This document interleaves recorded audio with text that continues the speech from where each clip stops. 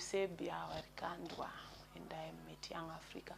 I've been a patron for the Young for Real program since 2014.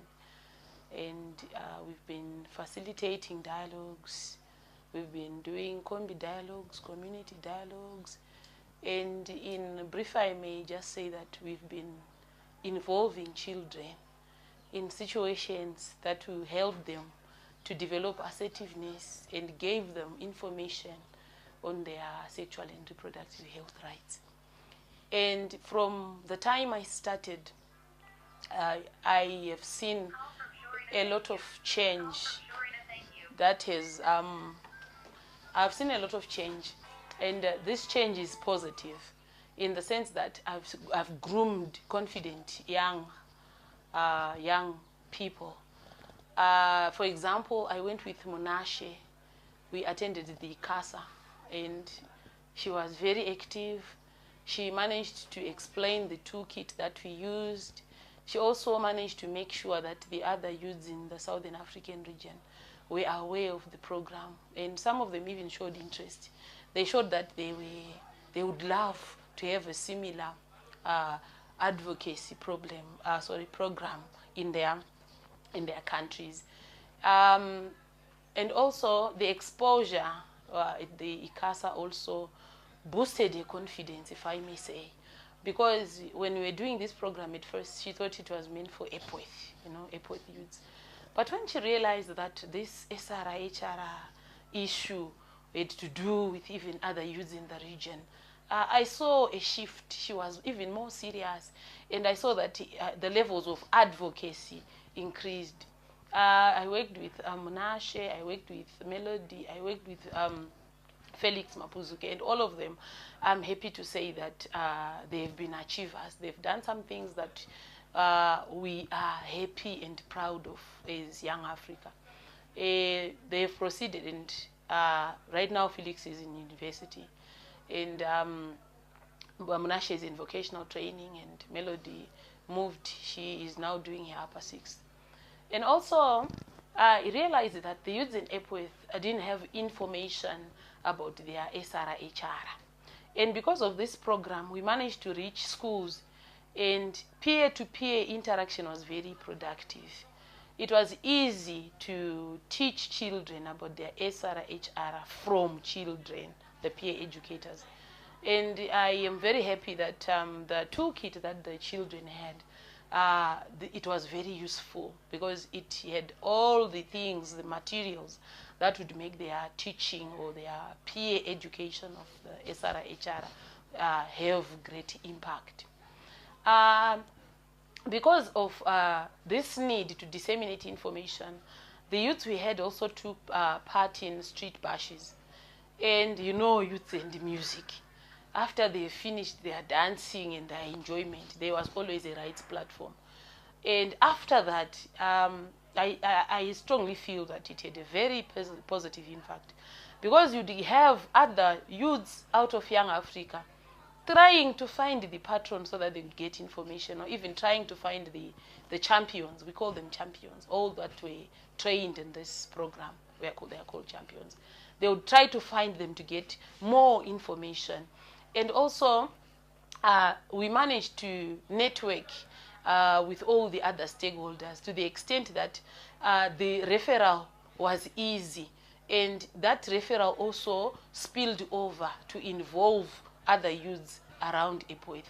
And I'm happy to say we got reports even from the police of children coming out and pointing out areas that they were aggrieved in.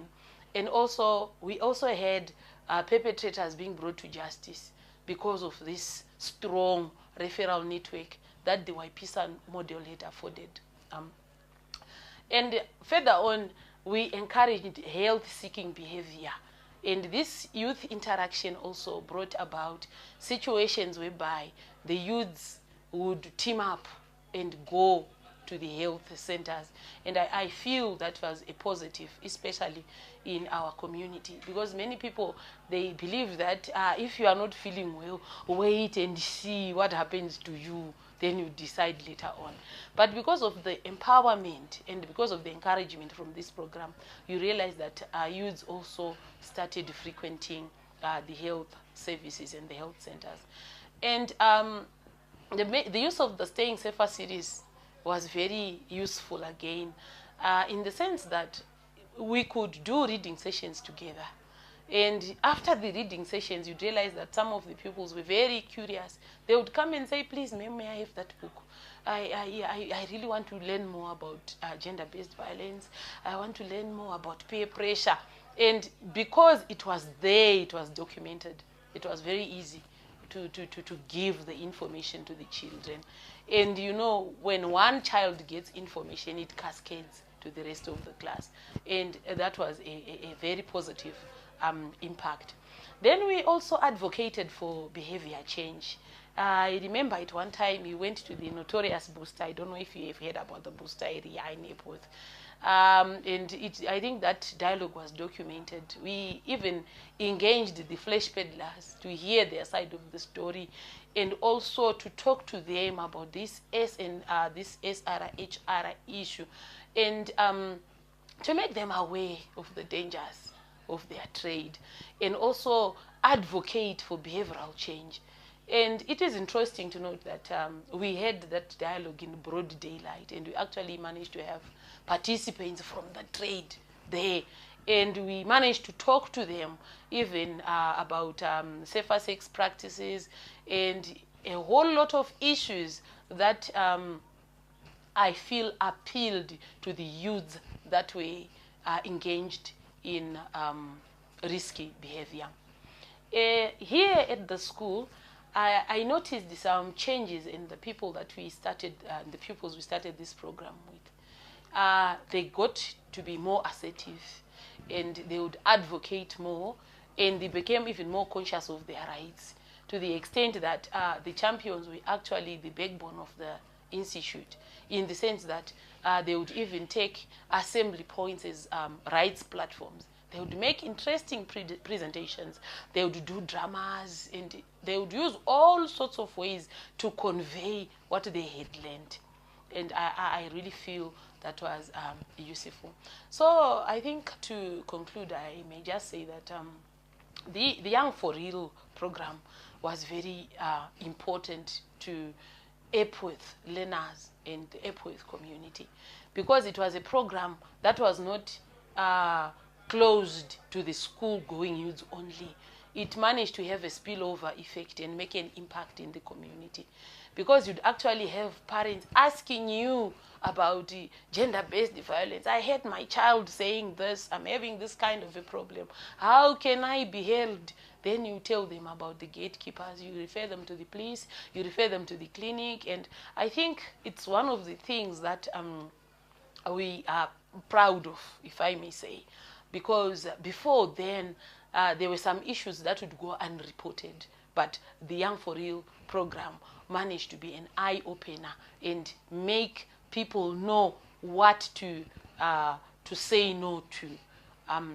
And also, I also feel that it has created an urge in children to indulge in useful interaction, because up to now, you realize that they still keep the partnerships that they had when they were working together as champions. And you see that some of them, they are even teaming up in sport, they are teaming up in clubs of similar themes. And these clubs are taking off, although there is no funding in the clubs. But you see that the youths are whiling up time in useful things. They will be discussing, they will be talking about issues that they wouldn't otherwise talk of if they had not been given the training. So the community is in the peri-urban, and it has got all these problems associated with peri-urban areas. For example, we've got some illegal immigrants, and we've got different sects of people that are bundled up together and they're living together. For example, we've got the apostolic sect. We also have the Muslims. We've got the Christians and the like. And in such a mixed up environment, you realize that everybody comes with their own ethics and beliefs, some of which even give a wrong impression about SRHR. For example, the apostolic sect. We held several dialogues with this different apostolic sect, and the thrust was more like on early child marriages. We were looking at a situation whereby, according to their religion, it's fine to marry off the teenagers. You can marry them, no problem, as long as you agree. They did not even report each other, and some of them did not even see the dangers of marrying off children. So this program afforded the opportunity to engage the apostolic sects in dialogue and give them information why we were saying it's wrong for them to marry off children, why we were saying it was good for them to talk about SRHR issues. If you realize, you'd see that these are issues that are not talked about in the apostolic sect. And it took us a while for them to really accept and listen to what we wanted to deliver. And because we made use of the champions, who were also children, and they would air their sentiments in the dialogues. And because we made them understand that these dialogues were constructive and that we also wanted their input in order to curb the problem, we managed to make a breakthrough. And by the time the program was rounding off, we were actually getting invitations from different sects. They were saying, come and teach us. We want to know about these SRHR issues, and we want to know how we can handle problems that arise because of early child marriages. So the involvement of the different sects of people, religious sects and social sects of people, it was very useful in this program. We ended up having more like a holistic approach where we were saying everybody who's in Epworth is also Epworth and is part of the program. So we ended up reaching out to the apostolic sects. We ended up reaching out to the youths. We were not worried about their political affiliations, religious affiliations, or anything. No. Whenever there was a youth gathering, we would be there and we would teach them. That is why we would go if there were games to be played. I remember at one time we even went for a handball gala, and we had a rights platform there. And when there were some sports like soccer, at one time we had at Epworth Secondary, we actually held 2 there. We went there, and while the youth were playing games, we were engaging in dialogue with those ones that were not participating, and that was very fruitful as well. Then there is the issue of the commercial sex workers. Because of the poverty in Epworth, you realize that people do everything for money, everything and anything. And sex work is one of the most lucrative businesses in Epworth. We've got our red light district, if I may say, and it's situated near the overspill shops, and it's notoriously called the booster area, simply because there is an Econet booster nearby. It's a dark area, there are no street lights there. So the sex workers and some youths who ply in that trade, they go there in the evening in the cover of darkness and they ply their trade there. And we identified that area, and because of the involvement of the different stakeholders in the community, we managed to pick out that concern, and we decided to go there and conduct an SRHR platform so that they would at least know about their sexual and reproductive health rights. So we planned for a dialogue. We went there, we had a dialogue, and we engaged them one-on-one, and we disseminated information.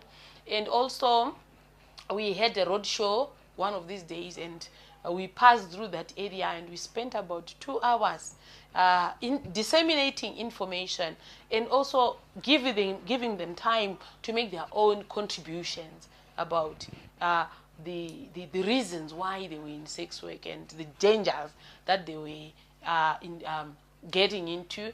And we also managed to assess and find out that some of them had taken heed to what we were teaching them, and they were shifting. Instead of being lured by high prices of dishing out unprotected sex, they were opting for protected sex. And I think since we couldn't make most of them stop, I think that's a plus. At least they were protecting themselves and they were not spreading around the HIV bug. For these and other stories, visit our website www.263chat.com. Follow us on Twitter @263chat and like our Facebook page 263chat.